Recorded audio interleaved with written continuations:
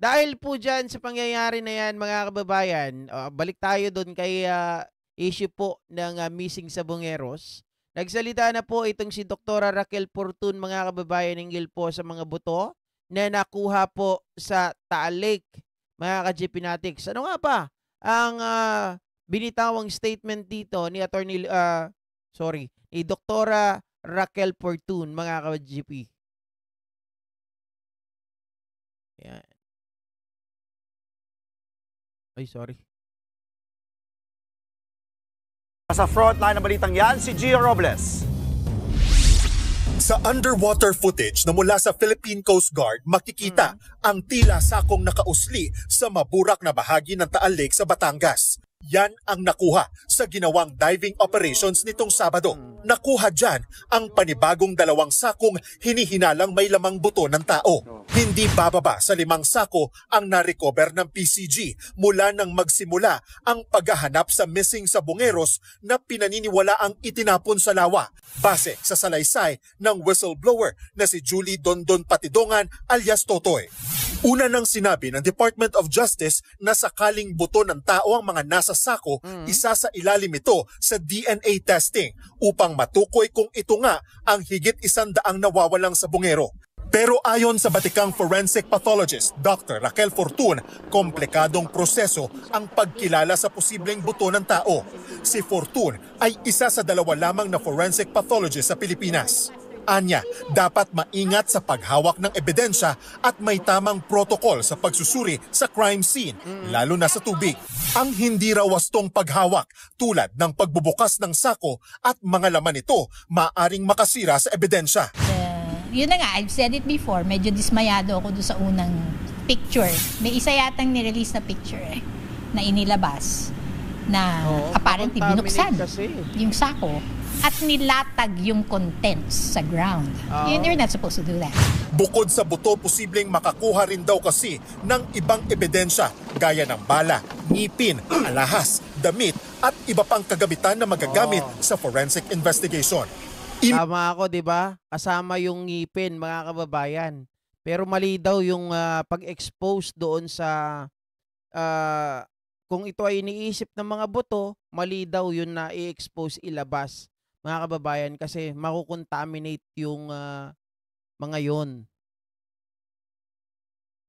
Minungkahi ni Fortun na isailalim sa X-ray ang mga buto upang matukoy agad kung ito ay tao. Ayon pa kay Fortun, mahirap ding paniwalaang nagkasya sa sako ang buong katawan ng isang adult male. Kaya tanong niya, so were the remains nung pagkatapos patayin? I'm speculating here. Hiniwalay-hiwalay ba?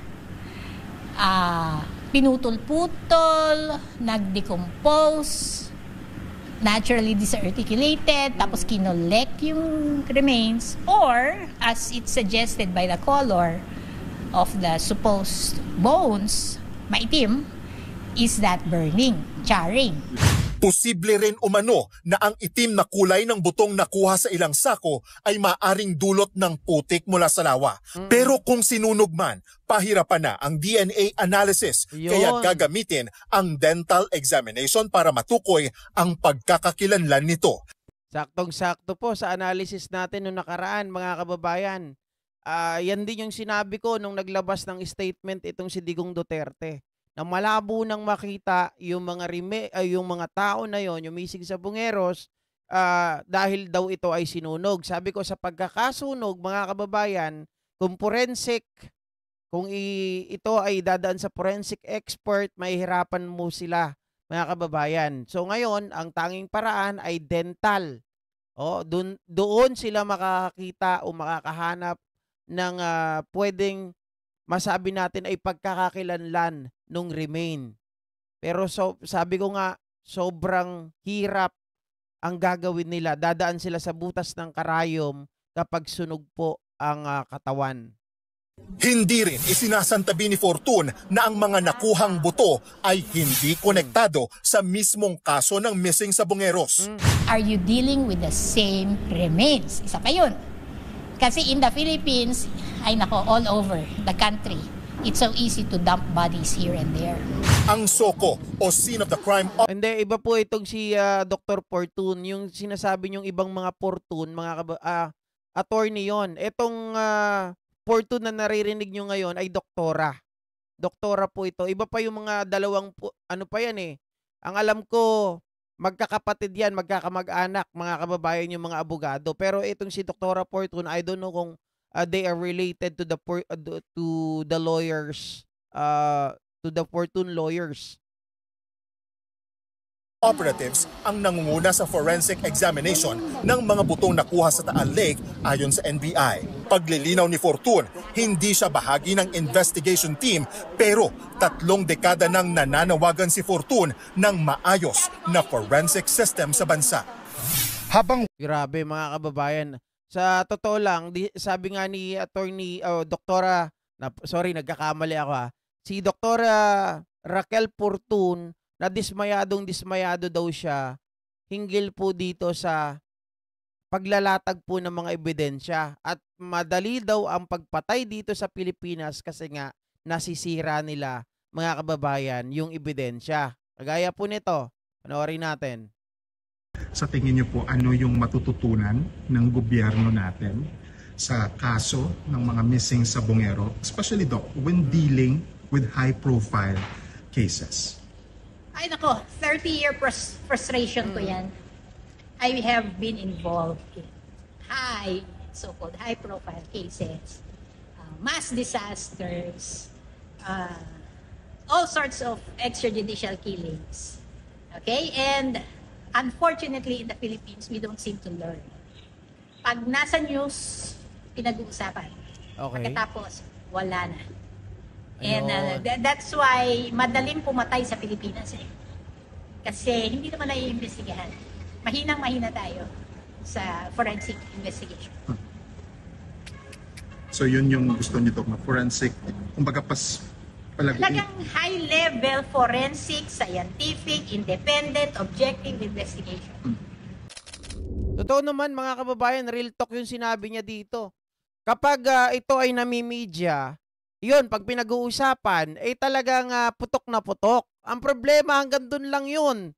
Sana nga mga ka-GPnatics, hindi matapos dito ang testimonya hindi lang natatapos sa testimonya lang basta-basta nitong si alias Totoy. Dapat magkaroon po ng progresibo, magkaroon po ng update mga kababayan, magkaroon ng case build-up. Ito ay gumulong, hindi lang po yung for the media mileage. Kasi ako, inaamin natin ngayon itong content natin, nagko-content tayo dito kasi ito talaga yung tinututukan ng tao eh. Ibig sabihin, interesado ang tao dito. So, dapat mga kababayan sa ating gobyerno, tutukan din po ang pagsasampa ng kaso, tutukan po ang bawat anggulo at kailangan, lalong-lalo na po dito sa forensic, dapat kailangan maging high value. 'Di ba? Dapat magkaroon tayo dito ng hindi parang ningas kugon kasi ang nangyayari, parang ganoon ang gustong sabihin ni Dr. Raquel Fortune, parang ningas kugon eh. Pag inilalabas sa media, putok na putok ang balita. Pero hanggang doon lang.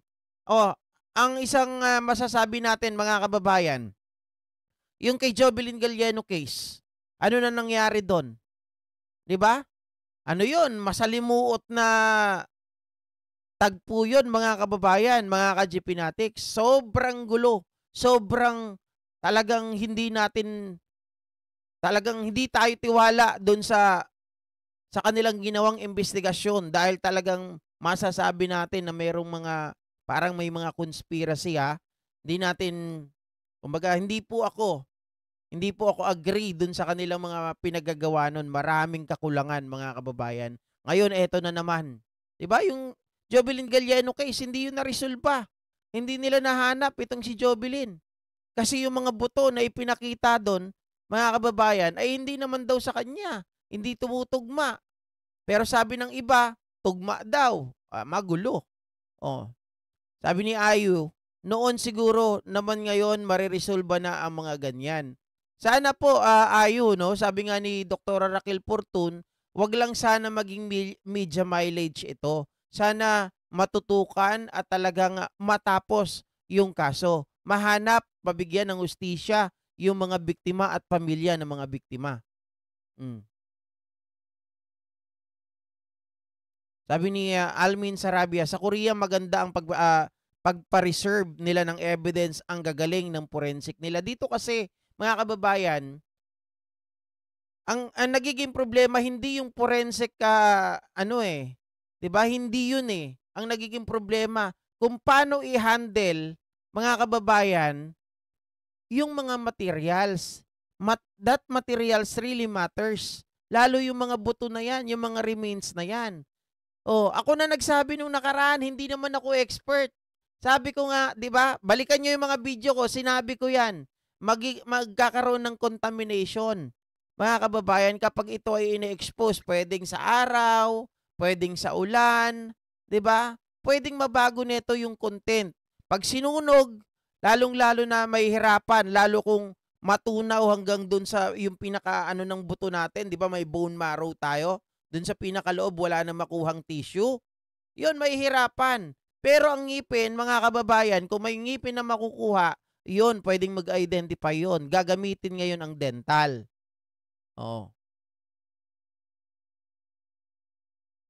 Dapat una pa lang sinabi nila na ingatan ang pagkuha o paghawak sa ebidensya. Ayun, mga kababayan. Ito kasi, si Dr. Raquel Fortun, hindi niya hawak ito. Wala siya sa pag-iimbestiga. Hindi siya ang forensic na may hawak ng kaso ng missing sa Bungeros or noong mga remains di umano na nakuha dun sa Taal Lake. So dapat pagalitan natin yung mga forensic. Mali yung kanilang pag-handle eh. 'Di ba?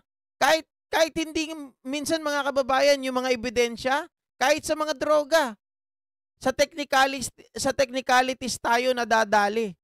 Marami ng mga pangyayari, mga kababayan. Kagaya sino-sino ba yung mga masasabi natin? Yan, yung anak ni Boying Rimulya, 'di ba? Sa technicalities, nasira yung ebidensya. Alam ko kay kay yung anak ni Rudy Fernandez, si Mark Anthony, sa technicalities din, sa pag-handle nila ng ebidensya, doon po nasira. Kaya hindi po ito naparusahan itong mga to, kaya na-dismiss yung mga kaso. GP, magkaiba naman yan, forensic tapos doon hindi. Ibig kong sabihin, yung mga ebidensya kasi, mga kababayan, nami-mishandled. Pag na-mishandled ito, syempre, mga kababayan, yung mga abogado, yun ang titingnan. Aba, malay natin kung pinalitan nyo na yan. Diba? Ganun kasi yun eh. O kaya, bakit nyo in-expose yan dyan? Alam nyo naman na makukontaminate. Yung mga bagay na yon, mga kababayan, dapat kailangan natin isaalang-alang. Kasi maglilid ito na imbis na sabihin natin, eto na nga, hopeless versus hopeless. Diba? Or hopeless against hopeless. Ngayon, mga kababayan, or hope against hope, hope against hope. Tapos, yun na lang yung pag-asa mo. Konti na lang yung pag-asa mo na yun. Nami-mishandle pa. Imbis na magkakaroon po ng hustisya, mahanapan natin ng hustisya, makikilala natin yung DNA ng subject or nung bagay na yon na nakuha natin, mawawala pa yung pagkakataon. So, masasayang. Diba?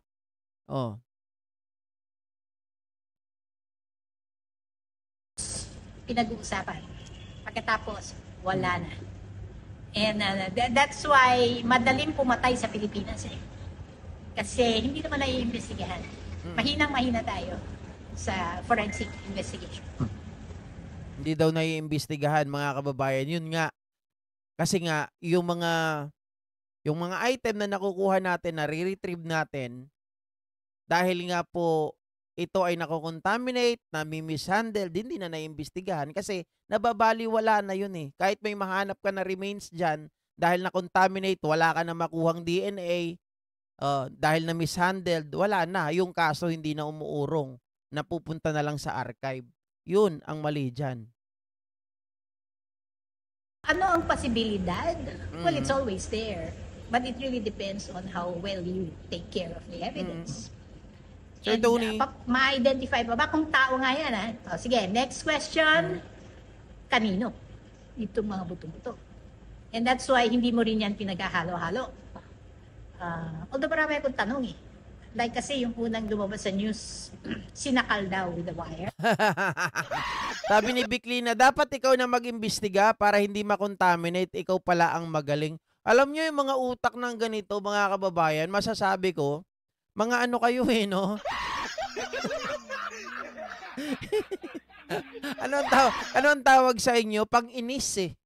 Sa totoo lang eh, yung momentum ng tao sa... Kumbaga, ito si Dr. Fortun, nagsasabi po ng dapat yun yung tamang proseso ng gagawin natin. Para nang sa ganon, yung mga pinaghirapan natin ay hindi mabaliwala. Tapos sasabihin nyo, ikaw na mag-imbestiga, ikaw pala magaling eh. Diyos ko, simpleng logic, dapat iniintindi nyo kung ano sinasabi ng tao. Mga kababayan, nagbibigay po siya ng tamang proseso, ng tamang dapat gawin para hindi po ma-mishandle yung mga bagay na yun lang yung pagkakataon natin para mahanapan natin ng hustisya at mahanap po natin kung ano ang pagkakakilanlan nung nasabing buto. Yun lang po yun. Pinatay na. Oh. Tapos dinump yung body sa tubig. And bakit sako ang nakukuha?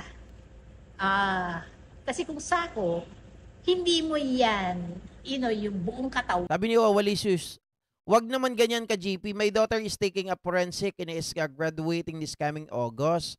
Part din sila ng mga ipinadala sa Taal para... Hindi naman ako yung nagsabi, guys. Si Dr. Raquel Fortun. Kasi, as we see the picture, di ba, nakita naman natin mga kababayan, dapat dun hindi yun inilalabas kasi nilipat nila eh.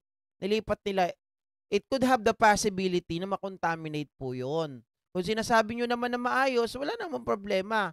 Kaya lang, syempre, hindi rin natin pwedeng pigilan itong sinasabi po ng expert na si Dr. Raquel Fortun. So, sila na lang ang mag-usap-usap siguro sa bagay na yan. Siguro, ang masasabi natin, si Dr. Raquel Fortun ay gusto lang niya magbigay ng payo doon sa mga umahawak na mga forensic doon sa remain or doon sa mga buto na nakuha nila para hindi magkaroon ng problema. Diba? Ng isang adult male. Isiniksik mo sa sako. Kaya nga, sobrang mga kababayan, anong tawag doon sa mga pilosopo? Diba? Sobrang pilosopo nung kanina. Sabi ko, magaling eh. Di ikaw na lang mag-imbestiga. Eh kung siya siguro, si Dr. Raquel Fortun, ang in-invite na, Doktora, pwede bang ikaw na lang mag-imbestiga? Siguro tutulong naman itong si Dr. Raquel Fortun.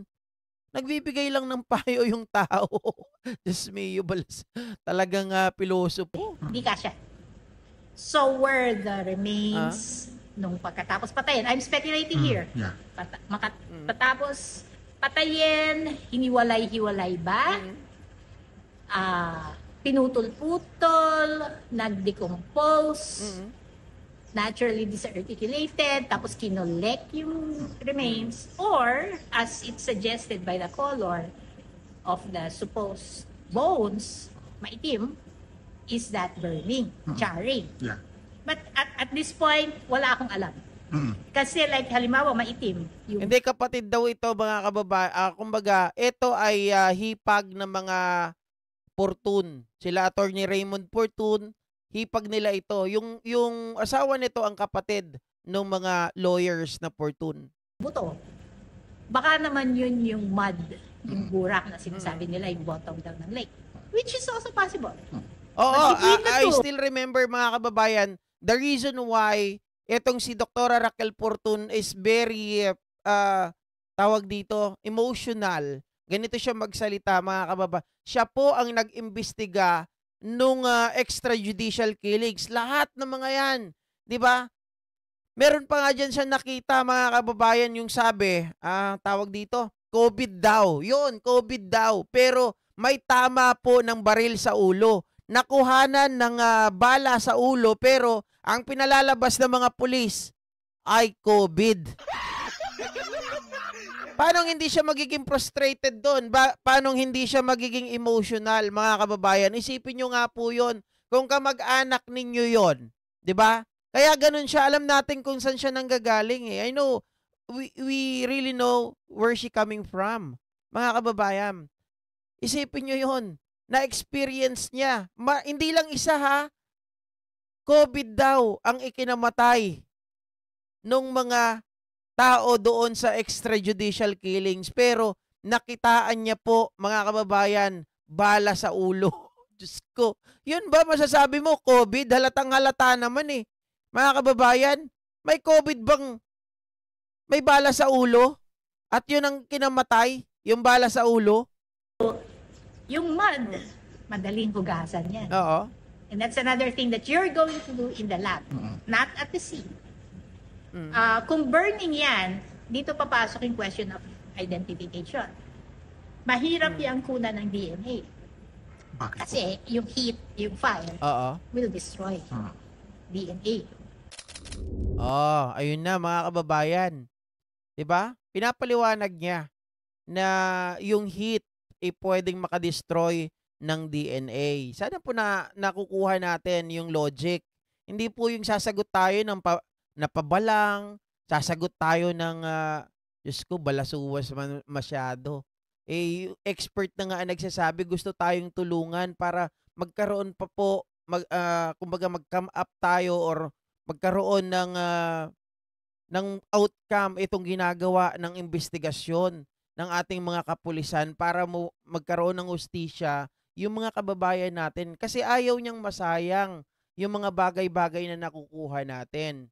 Diba? Yun lamang yun. Sana naintindihan natin. Palawakin natin yung utak natin. Huwag tayong pilosopo.